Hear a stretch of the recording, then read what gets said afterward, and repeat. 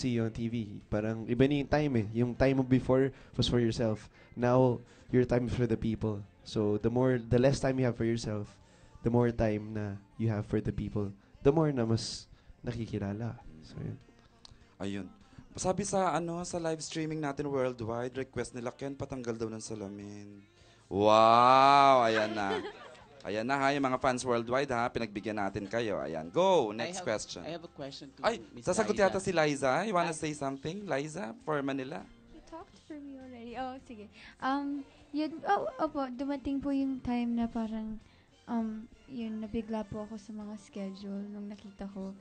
Parang, nagulat ako, parang wala na akong time for family, wala na akong time for myself. And minsan nakakasad siya, pero kung iisipin mo, at least, I have work, at least, ang daming blessings na dumadating. And he made me realize that, pati si directed.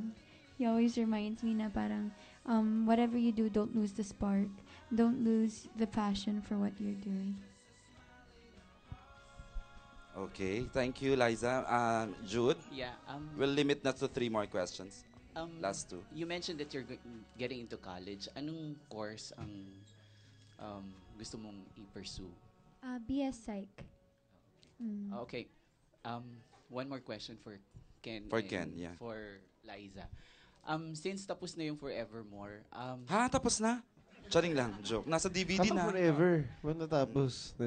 no, the series. Okay. So, what can you say, ikaw Ken, anong masasabi mo kay, as Ken, anong masasabi mo kay Agnes? And for Agnes? Liza, yes. And for Liza, as Agnes, anong masasabi mo kay Ken? Wow, para kay Agnes, it's been a long journey. From the start, not knowing what was gonna happen hanggang sa roller coaster ng mga nangyari sa story hanggang sa dulo. Sa last scene with Agnes, parang yung last scene na ginawa namin sa mountains, parang it wasn't the right ending that we wanted to end sa Forevermore. May isa pa yung eksena pa dapat pero hindi na umabot. So, yung last scene dun sa mountain, may karugtong pa dapat dun. Pero ginawa na namin dahil wala na oras. We made it the last scene. So, we changed the script. And pagdating dun, biglang umulan no sobra. Sabi, ano ba yan? Last scene na namin to? Late na. Parang hindi na ito aabot. So, parang yung script, so hindi na namin mabasa yung script kasi umuulan na. Pero na-run down namin. So, parang si Direk Cathy, o sige na guys, kayo na yan. Alam niyo na yan. Parang sa whole show, parang ginaguide ko kayo. Parang, I'll give this last scene to you guys. Alam niyo na yan. Kayo na. So parang, nabigla kami. Parang, okay. Sander Agnes. Okay. Let's do this. Parang, sige. Parang, in my mind, sinabi ko lang na sa lahat ng nangyari, there were 2 people who were scared.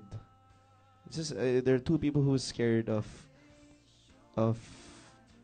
loving, of being loved, parang ganon, because may nangyayari nga sa kanilang buhay, and but through everything out, nandun pa rin eh.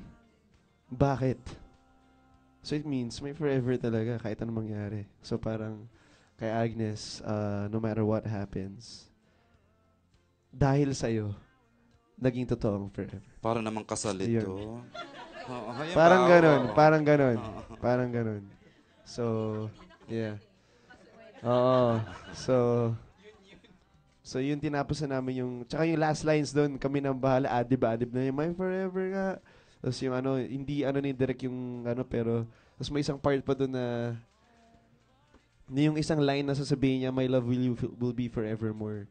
At that time kasi ang haba ng script, tapos nakalimutan na namin, parang naalala ko line na dapat niya yun, siya magsasabi nun.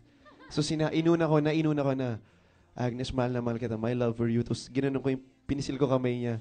Tapos naalala niya, will be forevermore. Siya na nagdugtong nun. So yun talagang story ng eksena na yun. So lahat yun was just on the spot.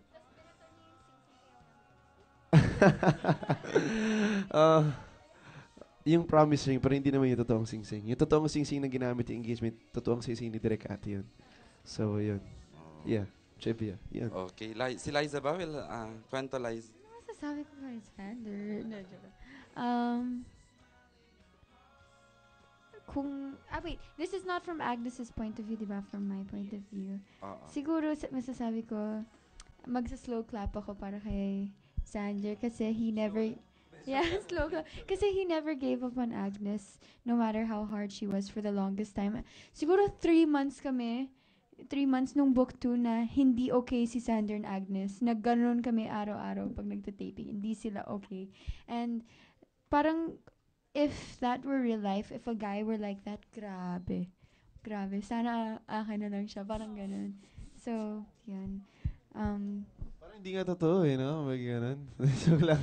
Oo nga, Diba? sinasabi niya pag behind the scenes. Sabi niya, ko si Sander, hanap sobrang ako ibang yaman, chicks. presidente, mag-Europe trip na lang yun, di ba? Pero, hindi, iba talaga eh. Iba si Agnes. Kaya, Ah, this farmer girl, man.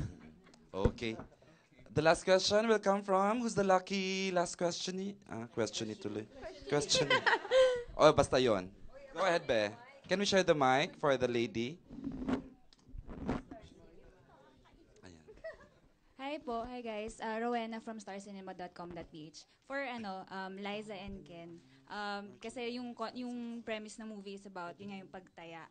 Yung sa inyo personally, kahit ikaw Liza, kung if ever pag na-in-love ka ba, sa tingin nyo, gaano kayo ka-risk taker pagdating sa love? Ako, Nung una, syempre, when you were young, wala yan. Wala kang mal. Wala. You're alien to that feeling. So, yan, gusto ko yan. I wanna feel that. So, girlfriend ka na girlfriend, di ba? So, syempre, ganun. But after yung a breakup or a heartbreak, that's when you feel at your lowest. At dun mo lang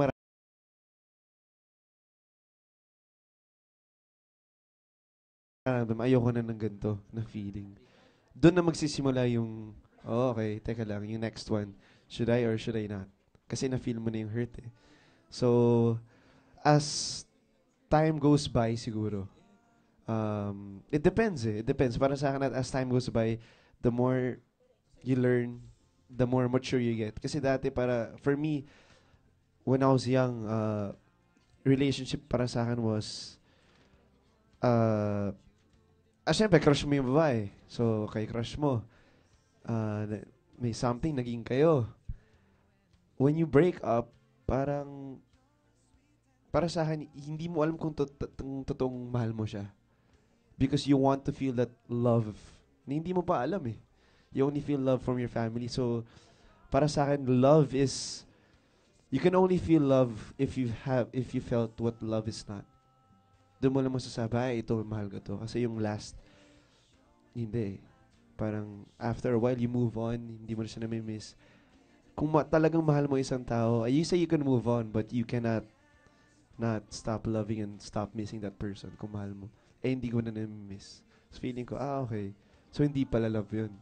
Now, you can base that from ano nararamdaman mo yun. So, yun, ang para sa akin. Makikita mo naman eh, it's up to you. At pag feeling mo, ito talaga iba to sa lahat. Yun. Doon mo na maramdaman. So, the risk, at first, wala. Pero habang tumatagal, the risk gets higher and higher and higher. Para sa akin. That's how I do it. Liza. Ako naman, I'm not the type of person kasi na takot mag-love. Parang, when I want to love someone, I wanna give it all. Pero the thing I'm afraid of is losing the trust. Yun dyan ako takot kasi I'm very paranoid when it comes to those kind of things, and I start thinking badly of that person, and I start thinking badly of myself kasi why would he betray my trust? What have I done? Parang ganun ako. So ako when I want to love someone, I want to jump into it. But just please don't break my trust, parang ganun. Dadagdag pa pala ako. Dati nga pala, before, gusto lang malaman to. yung basis nung kung bakit ako